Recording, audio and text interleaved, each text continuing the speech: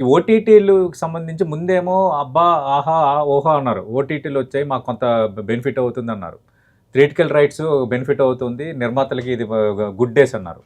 కానీ ఈ మధ్య కాలంలో ఇదే పాడ్‌కాస్ట్‌లో మాట్లాడిన ఒకరిద్దరు స్టార్ డైరెక్టర్లు, ఒకరిద్దరు స్టార్ ప్రొడ్యూసర్స్. మనం ఇందాకల అనుకున్న పరిభాషలో స్టార్ ప్రొడ్యూసర్స్. వాళ్ళు ఓటీటీల వల్ల ఏమీ వర్కౌట్ అవ్వట్లేదు. ఆహ్, ఒక రకంగా వాళ్ళు డిసైడ్ చేస్తున్నారు. 27 రోజులని పెట్టిన రూల్ అనేది మా మెడకు చుట్టుకుంటుంది అని అంటున్నారు.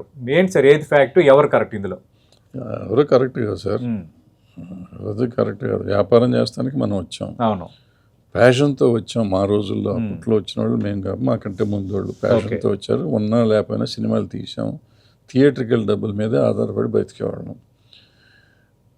థియేటర్ మీదే బతకాలంటే సినిమా ఇప్పుడునండి, సినిమా ఎందుకు ప్రజల్లో ఉండాలి, ఆహా థియేటర్లో విజిల్స్ వేయాలి, చూడాలి, చూస్తే ఆనందం ఉంటుంది. మా రోజుల్లో మొగుడు గోల సినిమాకి డబ్బులు ఇచ్చారు. డబ్బులు గంపల్లో ఏరుకునేవారు ఆ రోజుల్లో గేట్ కీపర్స్. అది చూసి ఆనందించేవాళ్ళం. రిపీట్ చేయనేవారు. ఎడ్ల బళ్ళు వేసుకొచ్చారు నా పచ్చని సంవత్సరానికి జనం. అది చూస్తే నాకు ఆనందంగా ఉండేది. ఆ థియేటర్ వాళ్ళు గోల అయిన సార్ రోడ్లన్నీ బ్లాక్ అయిపోతున్నాయి, ఎడ్ల బళ్ళు అన్నీ వచ్చినాయి సార్. అట్లాంటిది సిల్వర్ జూబ్లీ ఆడితే ఒక ఆనందం ఉండేది. సో ఆనందంతో మేము చేసేవాళ్ళం. ఇవాళ ఏంటంటే శాటిలైట్ వచ్చినప్పటి నుంచి స్టార్ట్ అయిందండి. శాటిలైట్ వచ్చినప్పుడు శాటిలైట్ మాకు లేదు, కొత్త డబ్బులు అయ్యి.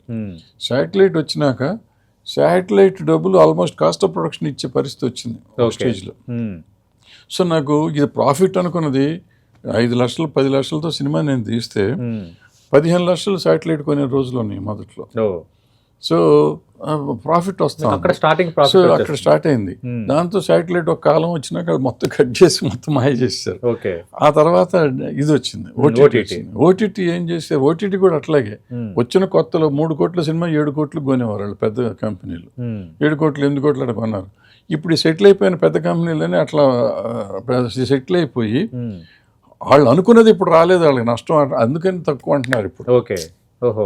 ఇప్పుడు ఇంకా ఇవన్నిటికంటే రెండో విషయం ఏంటంటే ఆ రోజు శాటిలైట్ కానీ ఈరోజు డిజిటల్ కానీ ఓటీటీ కానీ ఎన్ని సినిమాలు సేల్ అవుతున్నాయి. 250 సినిమాలు తీస్తే 70-80 సినిమాలు ఆ పైకి వెళ్ళేది, మిగిలినవన్నీ కిందే ఉంటాయి. సో ఇండస్ట్రీ మొత్తానికి అదేం ఫుడ్ పెడతాండి. ఏమైనా ఓవర్సీస్ కూడా అంతే. ఓవర్సీస్ 40 సినిమాలు వెళ్తాయి సంవత్సరానికి, మిగిలిన సినిమాలన్నీ ఇక్కడే పడి ఉంటాయి. సో ఈ ఎక్స్ట్రా డబ్బు నేను ప్యాషన్తో ఇప్పుడు రాజు మన లిటిల్ హార్ట్స్ లాంటి సినిమా నేను హైదరాబాద్ కోసం తెలుగు ప్రజల కోసం తీశాను, నాకు వచ్చితే డబ్బులు అనుకుంటే సరే ఉంటుంది.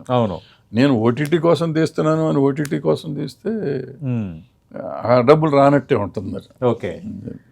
అంటే ఇప్పుడు సార్ అంటే ఓటీటీకి సంబంధించి ఫర్ ఎగ్జాంపుల్ ఒక సినిమా ఒక ఓటీటీ సంస్థ కొంది సార్, ఒక 3 కోట్ల సినిమా 7 కోట్లు ఇచ్చి కొన్నది అనుకుందాం. ఆ సినిమా వాళ్ళకి అంత ప్రాఫిట్ రాలేదనుకోండి, మళ్ళీ తిరిగి నిర్మాతకు అడిగే వాతావరణం ఏమైనా ఉంటుందా?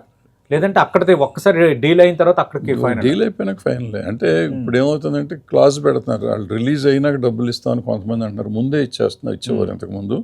ఇప్పుడు రిలీజ్ అయినాక థియేట్రికల్ రన్ను బట్టి ఇస్తామని కొత్తగా రూల్ పెట్టారని విన్నాను నేను, నాకు తెలియదు.